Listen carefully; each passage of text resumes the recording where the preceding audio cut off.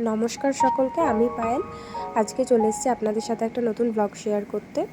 তো এই ব্লগটা হচ্ছে আমাদের জগদ্ধাত্রী পুজোর ব্লগ। তো আমি যে কটা ক্লিপ ক্যাপচার করতে পেরেছি সেটাই আজকে আপনাদের সাথে শেয়ার করছি। তো পুরো ব্লগটা আপনারা শেষ পর্যন্ত দেখবেন এবং পারলে লাইক, কমেন্ট অ্যান্ড শেয়ার করে দেবেন।